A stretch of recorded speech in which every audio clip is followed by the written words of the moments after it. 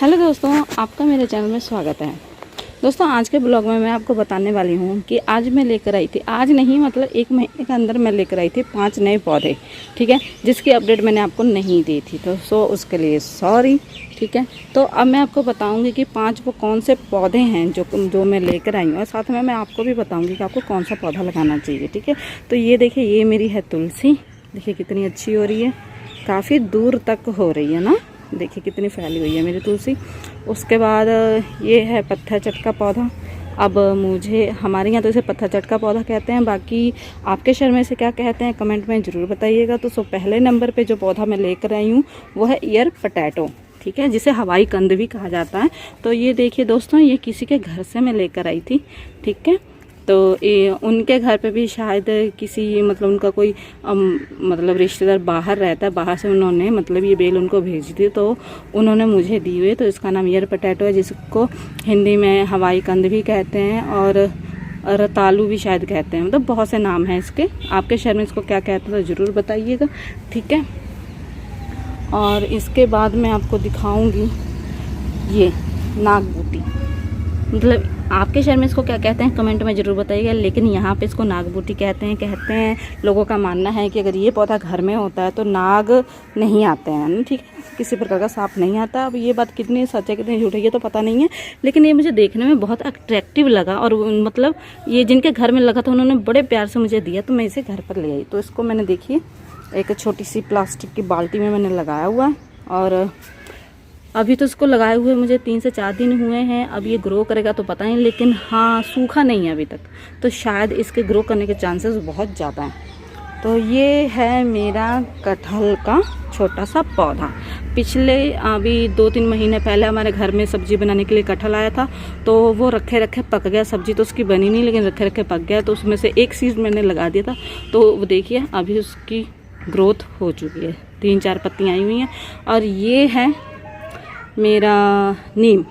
ठीक है, इसको भी मैंने सीड से ग्रो किया है। मैं मतलब किसी के घर पे मैं गई थी, तो वहाँ पे उनके घर पे नीम लगी हुई थी, सीड्स गिरे हुए थे, तो मैंने उसमें से 5-6 सीड्स ले लिए थे और इस गमले में मैंने डाल दिया था। तो एक पौधा ग्रो हुआ है, तो देखिए कितना अच्छा ग्रो हुआ है। ठीक है, और ये है पीपल का पेड़ कह लीजिए, फिलहाल तो पौधा है।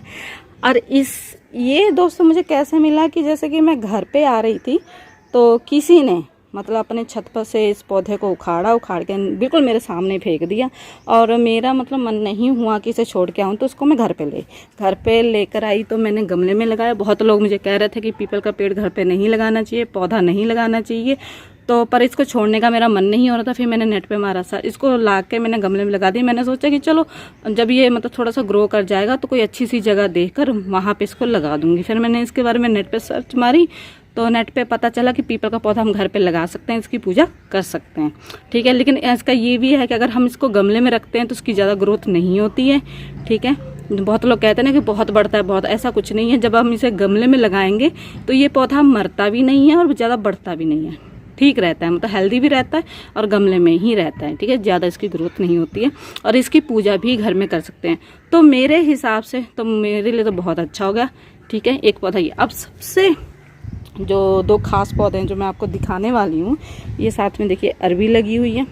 ठीक है, और उसके आगे एलोवेरा लगी है। और ये जो एक नकली केसर बोलते हैं, इसमें वाइट कलर के फूल आते हैं, और इसको रेन लिली भी कहा जाता है। ठीक है, बारिश के फूल जो होते हैं वो भी इसे कहते हैं। उसके पीछे जो आपको एक बेल दिखाई दे रही है वो शकरकंद की, स्वीट पोटैटो की बेल है।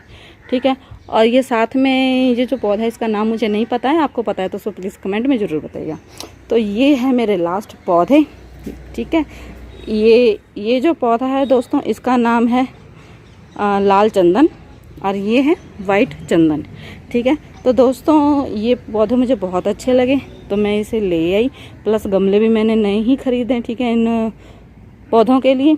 ठीक है, तो मेरी एडवाइस यही होगी कि अगर आपके घर में छोटी सी कच्ची जगह है तो आप चंदन का पौधा जरूर लेकर आइए, लेकिन चंदन में से आप लाल चंदन लेकर आइएगा, क्योंकि इन द फ्यूचर कभी आपको इस पेड़ को काटना भी पड़ेगा तो आपको रेट भी अच्छा मिलेगा। और ये इसको किसी चीज़ की ज़रूरत नहीं होती है। कहने का मतलब ये किसी सहारे से नहीं बड़ा होता है, ये अपना खाना खुद बनाता है। लेकिन ये जो वाइट चंदन है ये अपना खाना खुद नहीं बनाता है। ठीक है, इसको ग्रो करने के लिए साथ में एक पौधा आपको और लगाना पड़ेगा। जब ये पौधा छोटा होता है तो आप तुलसी और एक सदाबहार का पौधा होता है वो साथ में लगा सकते हैं, या तो फिर क्या कहते हैं अरहर की दाल होती है उसको आप साथ में लगा सकते हो, क्योंकि ये जो है ये अपना खाना खुद नहीं बनाता है, ये दूसरों के पौधे से अपना खाना खींचता है। ठीक है, तो आपकी चॉइस है, लगाना चाहते हैं तो लगा सकते हैं, लेकिन इसका फ़ायदा भी बहुत है, महंगा बिकता है। ठीक है, लेकिन ये है कि आपके गार्डन में कोई और पौधा ये रहने नहीं देगा।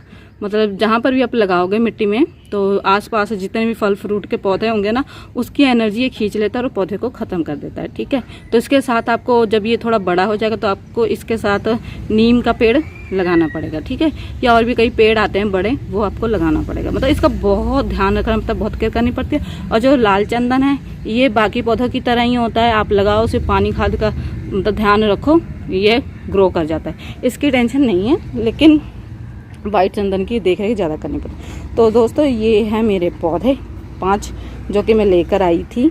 ठीक है, और ये तो मैंने पिछली वीडियो में आपको बताया था कि इसमें मैं खाद बनाती हूँ। चलो आज मैं थोड़ा सा आपको इसका दिखा भी देती हूँ कि मेरी खाद कैसे दिखी है। इसको कम से कम 3 से 4 महीने हो चुके हैं और लगभग मेरी खाद बन ही चुकी है, देखिए। और इसमें कुछ नहीं, सिर्फ सब्जी के छिलके थे जो कि अब खाद के रूप में बन चुके हैं। ठीक है, और बाकी ये मेरे सदाबहार के पौधे हैं। तो दोस्तों ये था आज का अपडेट। आज की आपको वीडियो कैसी लगी, अच्छी लगी तो लाइक कीजिएगा, कमेंट कीजिएगा, और मेरे चैनल को सब्सक्राइब कर लीजिए, साथ में बेल आइकन के बटन को जरूर प्रेस कीजिए ताकि मेरी कोई भी नई वीडियो आए उसका जो नोटिफिकेशन है वो आप तक पहुँच सके। ठीक है दोस्तों, ओके बाय।